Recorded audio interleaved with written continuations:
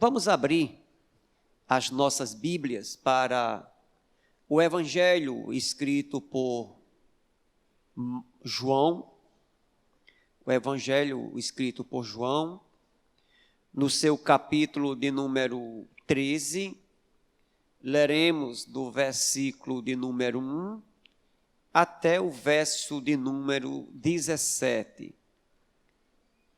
João 13, do verso 1 até o 17. É sobre esse texto que estaremos falando nessa noite. Servindo para a glória de Deus. Antes da festa da Páscoa, sabendo Jesus que havia chegado sua hora de passar deste mundo para o Pai, e tendo amado os seus que estavam no mundo, amou-os até o fim. Enquanto jantavam, o diabo já havia posto no coração de Judas, filho de Simão Iscariotes, que traísse Jesus. Versículo 3. Sabendo que o Pai lhe entregara tudo nas mãos, e que viera de Deus, e para Deus estava voltando, Jesus levantou-se da mesa, tirou o manto, e pegando uma toalha, colocando-a em volta da cintura. Em seguida, colocou água em uma bacia e começou a lavar os pés dos discípulos e a enxugá-los com a toalha que trazia em volta da cintura. Aproximando-se de Simão Pedro, este lhe disse: Senhor, tu lavarás os meus pés? Jesus lhe respondeu: agora não compreendes o que eu faço, mas depois entenderá. Respondeu-lhe Pedro: nunca lavarás os meus pés. Disse-lhe Jesus: se eu não te lavar, não terás parte comigo. Então Simão Pedro lhe disse: Senhor, não laves somente os pés, mas também as mãos e a cabeça. Versículo 10. Jesus lhe respondeu: quem já se banhou, precisa lavar apenas os pés, pois no mais estáis todo limpo. Vós estáis limpo, mas nem todos. Versículo 11. Pois ele sabia quem iria traí-lo, por isso disse que nem todos estavam limpos. Tendo-lhes lavado os pés, tomou o manto, voltou a sentar-se à mesa e perguntou-lhes: entendes o que vos fiz? Vós me chamais mestre e senhor, e fazei bem, pois eu sou. Se eu, senhor e mestre, lavei os vossos pés, também deveis lavar os pés uns dos outros, pois eu vos dei exemplo, para que façais também o mesmo. Em verdade, eu vos digo, o escravo não é maior do que seu senhor, nem o mensageiro é maior que aquele que o enviou.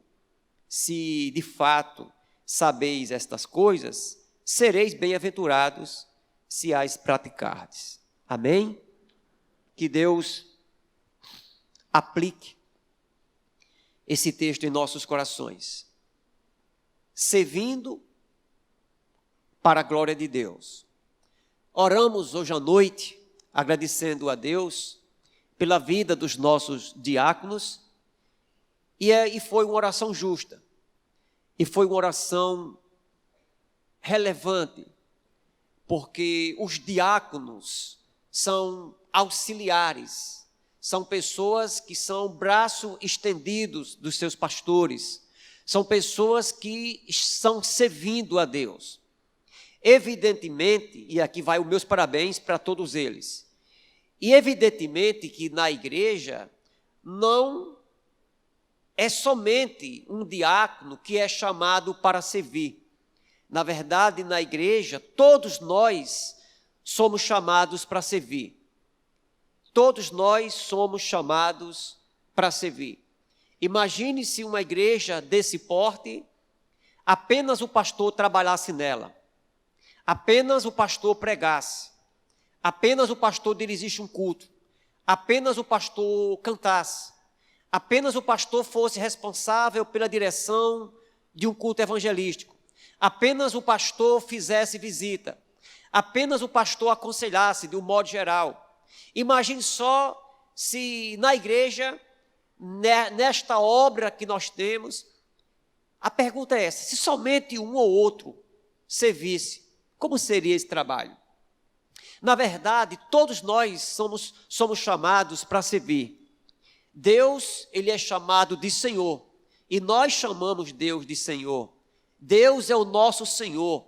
Evidentemente, nós somos servos, nós somos escravos de Deus, nós somos chamados para servir.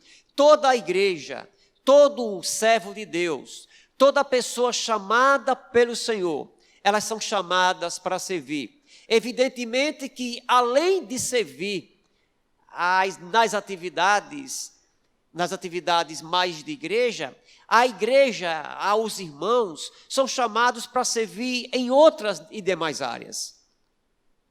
Imagine só se não tivéssemos agora missionários espalhados pelo mundo afora, anunciando a palavra de Deus, pregando a palavra de Deus. De um modo geral, além desse trabalho prestado de uma maneira mais eclesiástica, nós também somos chamados para servir na sociedade.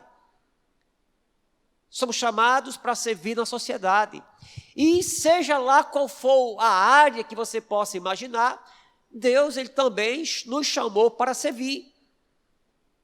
Quando nós desafiamos a igreja nessa noite a ouvir falar sobre servindo para a glória de Deus, nós entendemos que nós precisamos servir, mas nós não devemos servir de qualquer maneira. Será que Deus quer? Será que Deus deseja que a gente sirva de qualquer maneira? Evidentemente que não. E nós temos um modelo bíblico para o serviço. A Bíblia, ela relata um modelo bíblico, ela mesmo relata, ela mesmo tem exemplos e mais exemplos de pessoas que serviram com eficiência, de pessoas que serviram de maneira ilustre, de pessoas que serviram de uma maneira tal, de uma maneira muito excelente. E evidentemente, de uma maneira muito coerente, nós queremos pegar o principal exemplo de uma pessoa que serviu da melhor maneira possível. Nós queremos falar sobre o serviço prestado pelo nosso Senhor e Salvador Jesus Cristo. O texto que nós acabamos de ler vai registrar justamente esta passagem. Uma passagem onde Jesus, ele demonstra um grande exemplo de serviço. E nós queremos tomar como modelo esse serviço prestado pelo nosso Senhor e Salvador Jesus Cristo, como nosso principal, se não o maior modelo de serviço. Para a gente entender melhor esta passagem, é preciso que a gente faça uma leitura de Lucas 22. Olhando para Lucas 22, surgiu uma confusão no meio dos 12 apóstolos, dos 12 escolhidos de Jesus, uma disputa entre ele, uma confusão entre ele, para saber quem era maior do que o outro. Quem era maior do que o outro. Era Jesus se preparando para ir para o Calvário. Aqui nós temos, você pode ler no Evangelho de João, daqui para frente, Jesus não prega mais para ninguém. Jesus não faz mais milagre no que diz respeito a ter um ministério. Daqui para frente, até o final, ele vai se dirigir, ele vai aconselhar, ele vai preparar os seus discípulos, os seus apóstolos. Então, quando ele vai citar justamente essa passagem aqui, é dentro de um contexto aonde os discípulos estavam ali dividindo, discutindo entre eles, para ver quem era o maior.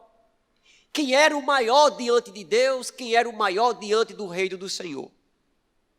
Jesus estava aqui numa janta. Alguns teólogos chegam a dizer que talvez tivesse sido na última ceia que ele realizou. que foi a última Páscoa e a primeira ceia.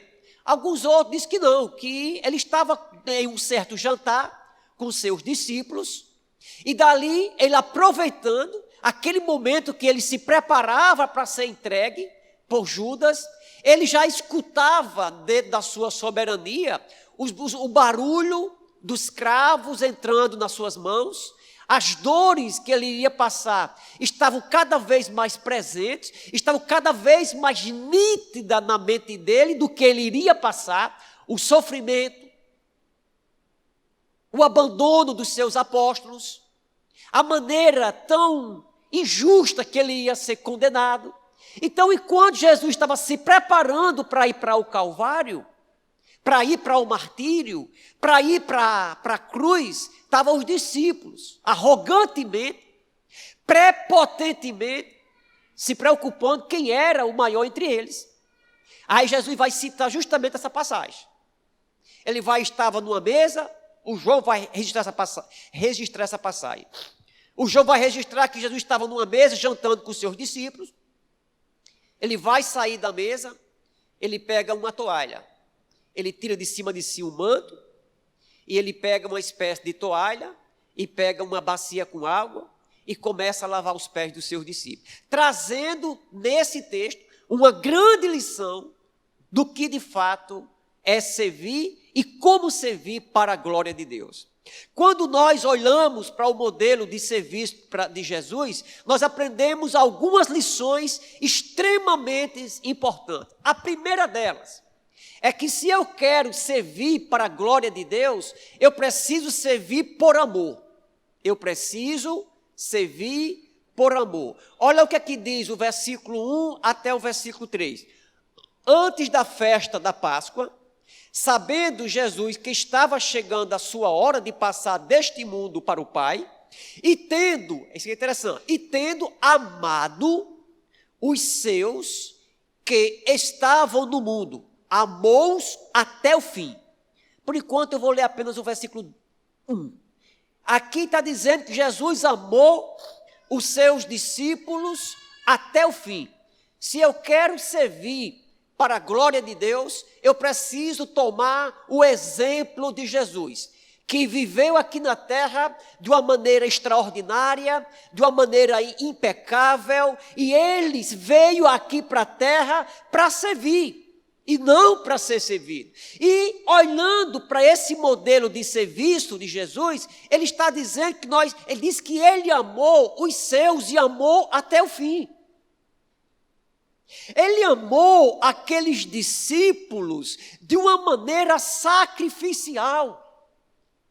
Por quê, pastor? Ele amou de maneira sacrificial. É porque ele amou, ele se viu, ele cuidou daqueles homens, mesmo sabendo das suas fraquezas, mesmo sabendo dos seus tropeços, mesmo sabendo que os seus discípulos iriam abandoná-lo, o Pedro iria negá-lo, o próprio Judas Iscariotes iria vendê-lo, traí-lo, o próprio Tomé iria demonstrar uma atitude de incredulidade. Os discípulos, eles fugiram, mas daqui a poucos, o Senhor Jesus sabia de tudo aquilo que estava acontecendo, o que iria acontecer.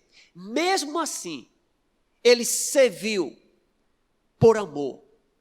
Ele serviu por amor. Ele serviu por amor. No versículo 2 ainda está dizendo: se você quer servir a Deus para a glória, se você quer servir a Deus para a glória dele, você precisa entender que você lidará com oposição. O versículo 2 está registrando que enquanto eles estavam jantando, o diabo, ele já havia posto no coração de Judas, o filho de Simão, Iscariotes, para que traísse Jesus. Observe, Jesus, ele amou os seus discípulos e amou até o final. Mas nessa missão de amar até o final, Jesus encontrou uma oposição gigantesca. O próprio Judas Iscariotes, que tinha andado com Jesus, que tinha assistido os seus sermões, tinha contemplado os seus milagres, os seus ouvidos ouviram tantos sermões, foi tão cuidado por Jesus, tão amado por ele, e deu a Jesus a traição como pagamento. Deu a traição como pagamento. Jesus, ele sabia muito bem, evidente, que Judas iria traí-lo. Não foi surpresa para Jesus. Jesus não ficou entalado no momento que Judas saiu para trair ele. Jesus não ficou estarrecido, surpreso, de boca aberta, quando ele chegou e beijou na sua face, acusando que ele seria o Messias para que ele pudesse ser preso. Não. Tudo estava sob o controle de Deus. Deus sabia de tudo. Jesus sabia de tudo. Nada disso ele foi pego de surpresa.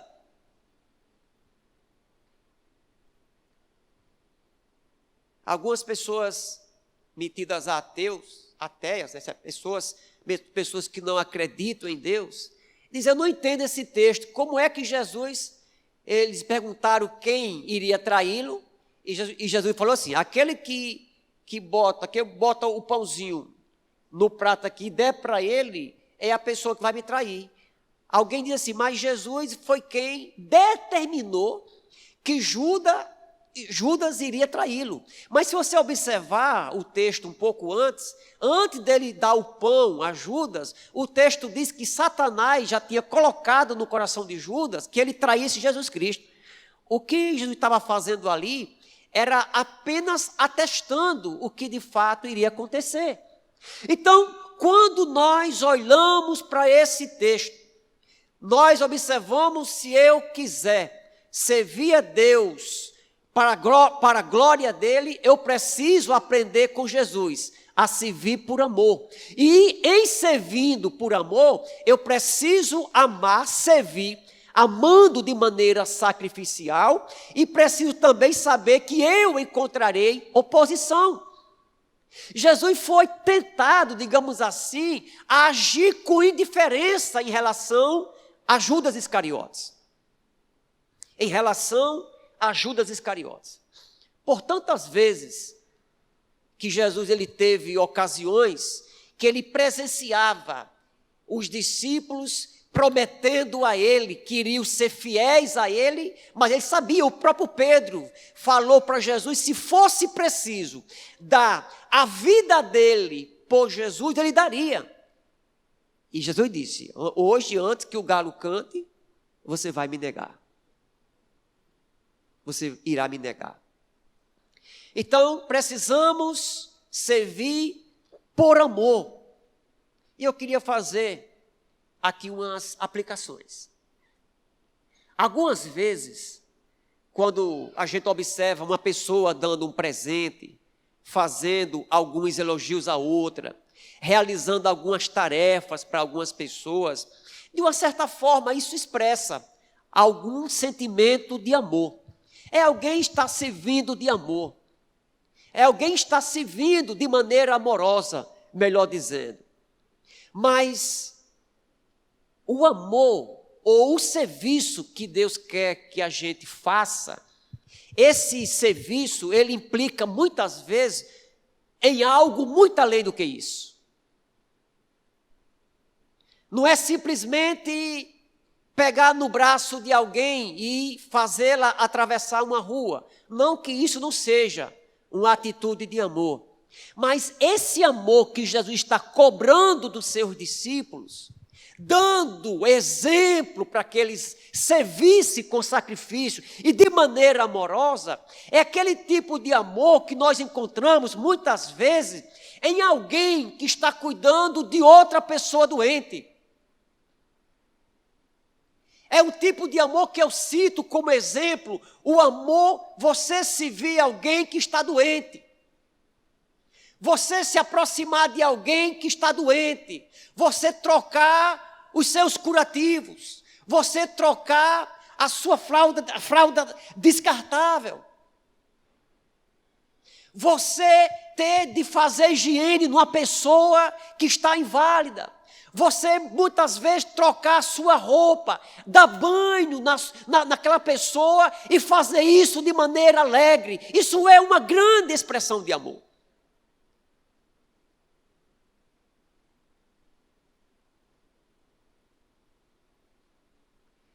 Essa semana eu vi uma foto, até compartilhei no Facebook, de uma foto bem interessante. Uma mãe com 2 crianças, um filho puxando daqui e dizia, essa aqui é a minha mãe. Do outro lado, a outra criança puxando e dizia, essa daqui é a mamãe. A mãe com os braços abertos, o filho puxando, é minha mãe, é minha mãe. Aí na outra foto, estava lá a mãe bem velhinha, um filho empurrando a mãe para o outro, essa aí é a sua mãe. Aí o outro empurrando, diz assim, essa daqui é a sua mãe. E você sabe, você que tem um idoso na sua casa, você sabe o que acontece. Se você tem 6 irmãos, pode observar, pelo menos 4 não querem nem saber.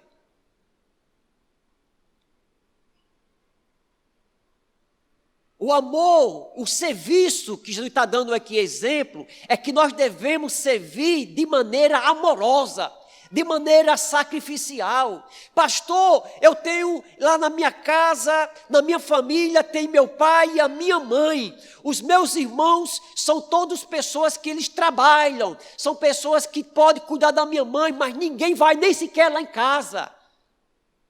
Não querem cuidar dela, só quem cuida da minha mãe sou eu, só quem cuida do meu pai sou eu, a carga é muito pesada. Eu queria animar você, mesmo que você seja uma pessoa injustiçada, nesta área, continue amando seu pai, amando a sua mãe, cuidando deles para a glória de Deus e de maneira amorosa. Se alegrando por causa disso. Isso é o amor, é o serviço que Jesus está dando aqui o exemplo. É você muitas vezes cuidar de alguém que não quer ser cuidado. É você cuidar de alguém muitas vezes sem ser reconhecido. Quer servir? Sirva, mas sirva por amor. E quando a gente serve por amor, ninguém vai reclamar, ninguém vai dizer assim, ninguém reconhece o meu trabalho, ninguém reconhece o que eu estou fazendo. E voltando aí aos idosos, ainda tem mais um bocado de gente que só está servindo a um idoso, a um pai, a uma mãe, a um avô e a uma avó, é por causa do cartãozinho do aposento que está na sua mão, na mão de algumas pessoas. Você quer ver o que é confusão? Você tira o cartão de aposento da mão de um velho.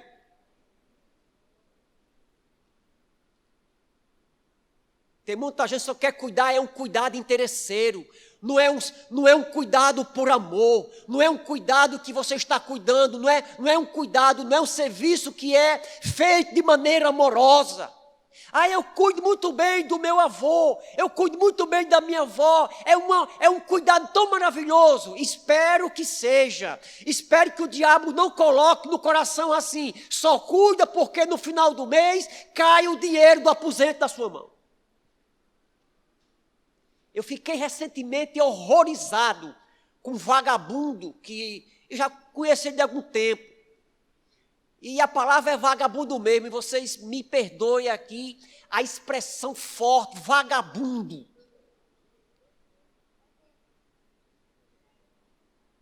Dele ter uma mãe, ter 2 aposentos de uma mãe, gastar os aposentos de uma mãe, deixar uma senhora de mais de 80 anos passando fome, vivendo na miséria, vivendo de migalhas. Ela diz, esse mês o meu filho tirou o dinheiro, infelizmente só deu para me dar R$50. Isso é um caso de cadeia, meus irmãos. O que está acontecendo com muitos idosos por aí afora é coisa de cadeia.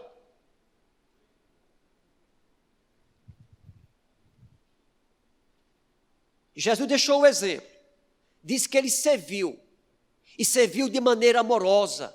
Cuidou dos seus discípulos e diz que ele amou aqueles homens até o final. Até o final.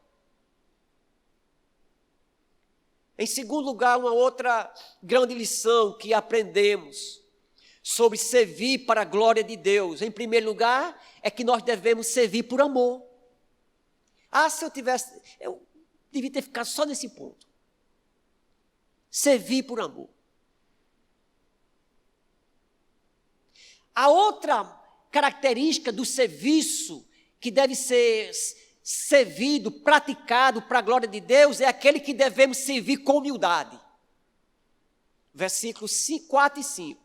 Jesus levantou-se da mesa, tirou o manto, pegando uma toalha, colocou-a na cintura, em seguida colocou água em uma bacia e começou a lavar os pés dos discípulos e a enxugá-lo com a toalha que trazia em volta da cintura.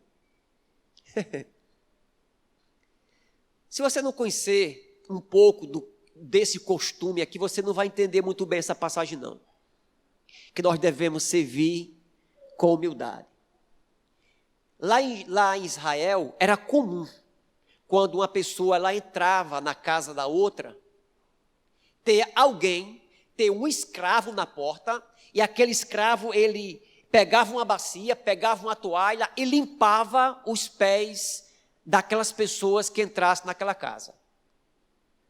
Era um costume da época. As pessoas muitas vezes vinham pelas ruas empoeiradas, muitas vezes quando chovia não era pó, não era poeira, mas era lama. Quando chegava na casa de alguém para entrar, logo na entrada tinha um escravo, e aquele escravo, ele lavava os pés daquele visitante. E não era qualquer escravo, não. Por exemplo, um escravo judeu não fazia isso. Eles pegavam aqueles escravos mais desqualificados, aquele escravo menos importante, e aquele escravo, por ser muito rebaixado, por ser uma pessoa insignificante, ele era destinado para lavar os pés das pessoas que entravam na casa do seu Senhor. Nesse momento aqui, Jesus, lembrando da maneira arrogante que os discípulos se comportavam, brigando entre si para saber quem era o maior no reino de Deus. Aí Jesus sai da mesa. Era função dos discípulos ter lavado os pés de Jesus. Possivelmente, naquele local, estava lá aquela bacia com água, aquela toalha, julgando ali a prepotência e a arrogância e a insensatez e a insensibilidade daqueles homens. Dali Jesus, ele sai da mesa, pega aquela toalha, pega uma bacia com água, ele vai agora lavar os pés dos seus discípulos e a enxugar com aquela toalha.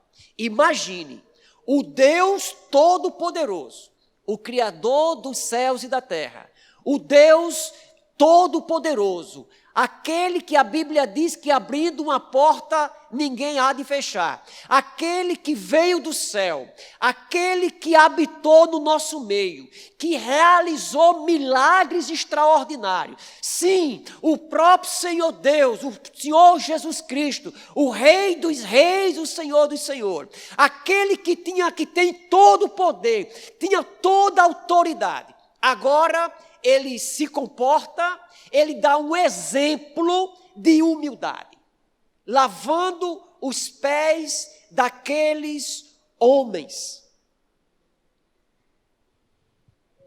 Lavando os pés daqueles homens.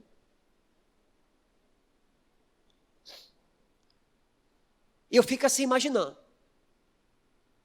Imagine se sou eu que estivesse lavando os pés. Vamos dizer aqui que, vamos tirar Jesus aqui, vamos colocar que fosse eu, que pegasse uma toalha, pegasse uma bacia e fosse lavar os pés dos discípulos. Os discípulos são meus.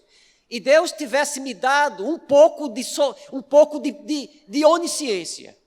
Se eu soubesse que Judas iria me trair, como é que eu ia me comportar? Que Judas Iscariotes iria me trair, como é que eu iria me comportar? Talvez eu dissesse, eu não vou lavar os seus pés, seu maldito. Pedro, eu não vou pegar no seu chulé, eu não vou pegar nessas suas patas, porque eu sei que você vai me negar. Talvez eu me comportasse desse jeito. Mas aí, quem estava ali? Era o Senhor Todo-Poderoso. Eu fico assim imaginando, quando chegou a vez de Pedro, ele pegando nos pés de Pedro, passando aquela água, lembrando que Pedro iria negá-lo 3 vezes, de maneira covarde. E ali, ele lavando os pés de Pedro, enxugando com aquela toalha, aquele pé chulezento, cheio de poeira, e ali ele lavando os pés daqueles homens. Judas, traga para cá o seu pé. E dali Jesus lavando os pés de Judas. Mas Judas, você vai me trair, você vai me vender, você me vendeu por uma coisa tão pequena, você me traiu, você me vendeu. Estava lá ele lavando os pés daqueles homens, de uma maneira profundamente amorosa. Era um serviço de um escravo, mas quem estava ali fazendo aquele serviço era o Todo-Poderoso.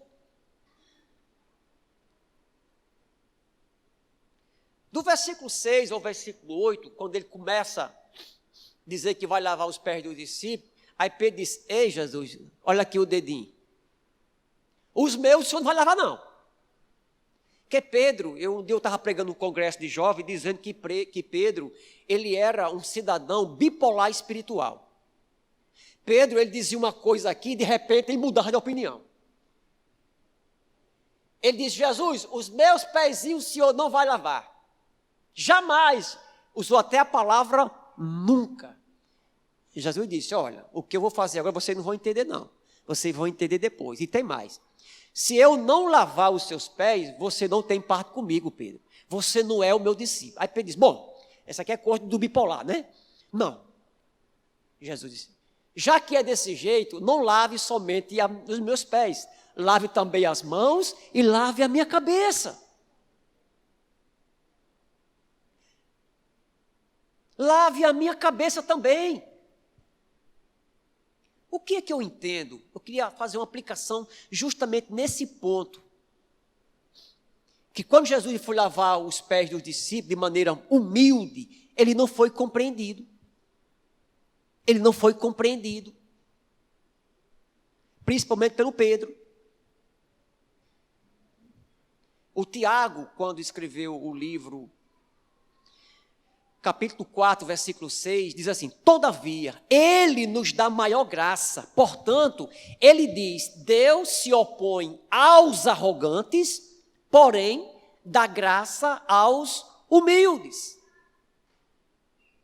Jesus deu um exemplo claríssimo, que nós devemos servir com humildade. Não é com arrogância, não é se achando o bambambam, não é desprezando certas funções. Talvez você já viu na televisão uma pessoa ela ganhar notoriedade no Brasil porque achou uma mala de dinheiro e devolveu ao seu dono. Como se ser honesto no Brasil hoje fosse algo extraordinário. A honestidade é uma obrigação nossa. Não tem para que sair na televisão, não. Mas talvez você já tenha observado isso. De você ficar assustado, maravilhado com a pessoa que achou o dinheiro e devolveu.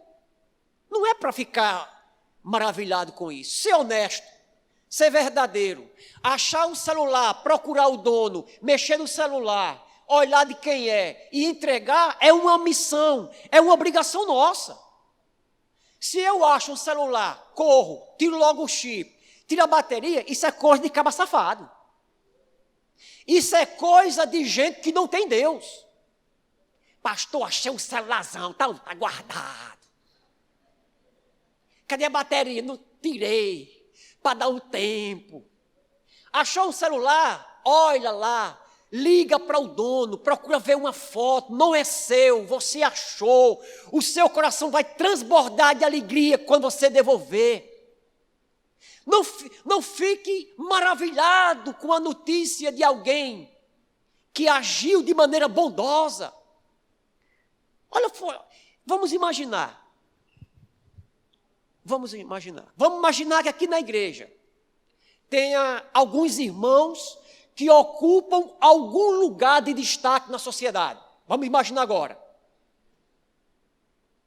Talvez, vamos supor aqui, que aqui na igreja tivesse um promotor que fosse crente dessa igreja, ou quem sabe um juiz, ou quem sabe o prefeito da cidade, ou quem sabe um médico, um grande empresário. Aí daqui a pouco você chegasse aqui e pegasse o promotor limpando o chão, porque uma criança, ela fez xixi. Ou quem sabe você observasse o empresário rico, ele limpando um banco que ficou um pouquinho de poeira. Ou quem sabe você vai observar alguém, talvez uma pessoa de uma patente alta na sociedade, aqui na igreja, trazendo um copo d'água para o pregador. Será que eu deveria me espantar com isso, me admirar com isso? Não. Quando devemos servir a Deus, devemos servir de maneira humilde. Devemos servir de maneira humilde. Porque os cargos que nós temos, o dinheiro que eu ganho, os meus anéis, deve ficar lá fora da igreja, no cabide. Não é porque alguém é rico na igreja, isso não é errado, você enricar, você ser uma pessoa rica, estar convivendo com pessoas humildes, nada a ver. Agora, não é porque eu sou rico que eu vou querer mandar na igreja, que eu vou querer mandar no pastor, que eu vou achar que um trabalho na igreja é um trabalho muito simples e deve ser alguém que recebe um Bolsa Família que deve desenvolver. Não, eu estou na igreja e eu estou lá para servir. Jesus deu o maior exemplo de humildade. Eu vi recentemente uma matéria que virou, o pessoal virando moda, na época que o Barack Obama era presidente norte-americano, em algumas atividades que ele estava na igreja, ele servindo sopa, servindo um jantar, servindo um almoço, como se isso fosse algo extraordinário.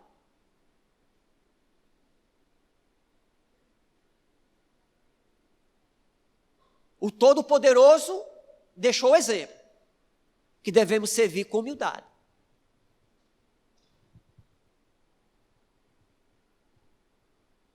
E principalmente quando é na casa de Deus, em todo canto. E principalmente na casa de Deus, que não tem ninguém maior do que ninguém.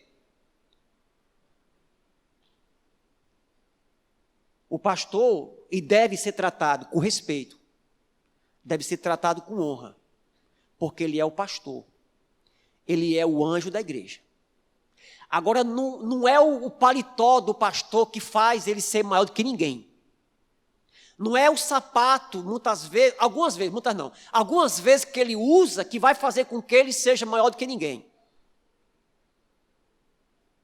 Não é a camisa, algumas vezes, com aquele jacarezinho de lado, que vai fazer com que você diga assim, fulano de tal é maior do que fulano de tal. Não. A mesma camisa do jacarezinho deve ser comparada, deve ser considerada com aquela outra camisa que o irmãozinho muitas vezes tem um jacarezinho do lado, mas muitas vezes o jacaré mais parece com a lagartixa do que com o jacaré. É. Enquanto uma camisa é R$300, a outra acaba compra por 40 na feira.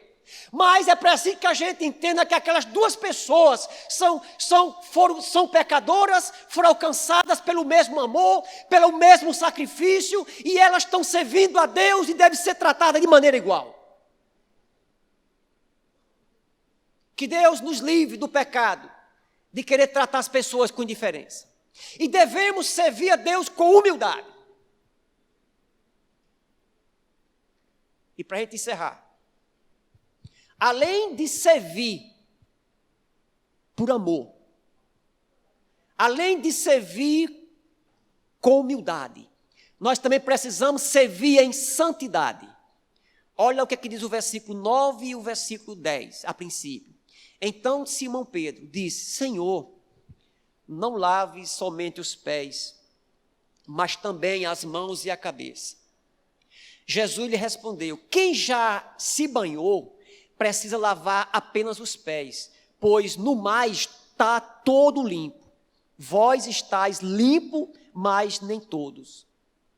Quando Pedro falou que ele deveria banhar ele por completo, ele vai usar uma espécie de jogo de palavras, vai usar uma espécie de metáfora, dizendo assim: Pedro, aqueles que já foram salvos por Jesus, aqueles que já foram salvos por mim, que alguns teólogos vão dizer assim, aqueles que foram batizados nas águas, que é a porta de entrada na fé, aqueles que, na verdade, passaram, eu entendo mais a ideia, aqueles que foram lavados pela água da restauração, aqueles que foram salvos, eles não precisam mais se lavar do corpo todo, mas somente os pés.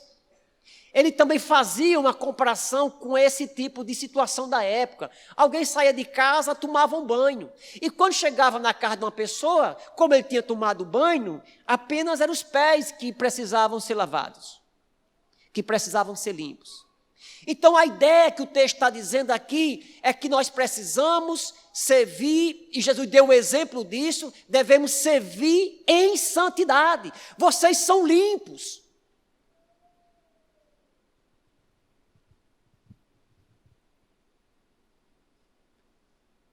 E é interessante que ele vai citar como exemplo de santidade, que aqueles homens deveriam servir em santidade.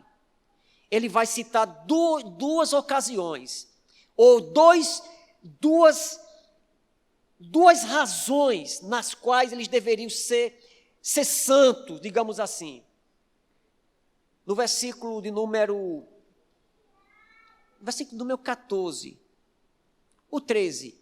Vós chamais mestres, e eu sou, e Senhor, e fazei bem, pois eu sou. Versículo 14. Se eu, Senhor e mestre, lavei os vossos pés, também deveis lavar os pés uns dos outros. Olha o 15. Pois eu vos dei exemplo, para que façais também o mesmo. Aqui Jesus está dando o exemplo de que eles deveriam servir e que eles fizessem igualzinho. Se eles agora servissem, não nesse modelo que Jesus estava dizendo, eles seriam mentirosos, eles seriam hipócritas. Vocês façam a mesma coisa, eu fiz isso, vocês não observaram agora? Eu saindo da mesa, porque eu que sou o Senhor, eu sou o próprio Deus. Eu não saí da mesa aqui e não fui lavar os pés de vocês. Vocês, miseráveis pecadores, se vocês aprenderam a lição, façam a mesma coisa. Eu estou deixando isso aqui para servir de exemplo. E ele vai dizer, mas assim, vocês serão bem-aventurados se vocês fizerem a mesma coisa, se vocês praticardes isso. Era uma mensagem de Jesus contra a hipocrisia. Eles deveriam servir de maneira amorosa, deveriam servir de maneira humilde, deveriam servir de maneira santa, e que ele deixou tudo aquilo para servir de exemplo, para que aqueles homens, aquilo que eles estavam dizendo com as suas bocas, eles praticassem com as suas vidas. Eles praticassem com as suas vidas.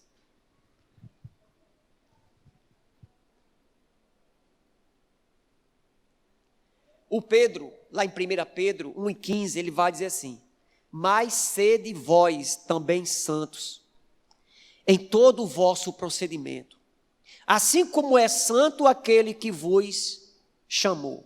O Tiago, no capítulo 1, versículo 22, vai dizer assim: sede praticantes da palavra e não somente ouvintes, enganando a vós mesmos. Jesus fez tudo isso, deixou como exemplo, para que aqueles homens aprendessem aquela lição ou aquelas lições e colocasse em prática, eles fizessem a mesma coisa, eles fossem exemplo, que eles praticassem aquilo.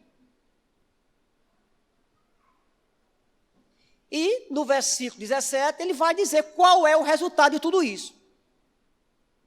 Se você é uma pessoa submissa a Deus, serve a Deus de maneira amorosa, de maneira humilde, de maneira santa, e praticando aquilo que você está acreditando, vocês serão bem-aventurados. Ou seja, o elixir da felicidade, o remédio para a felicidade está aqui. Se vocês fizerem, se vocês servirem, sendo submissos a Deus, servindo o próximo com amor, com humildade, com santidade, não de maneira hipócrita, vocês serão bem-aventurados. Vocês serão felizes.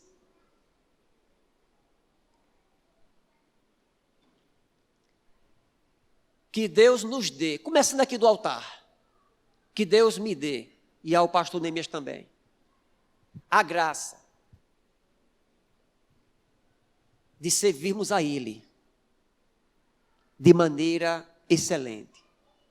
Que a gente possa servir a Deus, servir na igreja de maneira amorosa, de maneira humilde, de maneira santa, de maneira tal que a gente não seja hipócrita, mas que seja verdadeiro, que seja honesto. Que Deus aplique esta porção em nossos corações.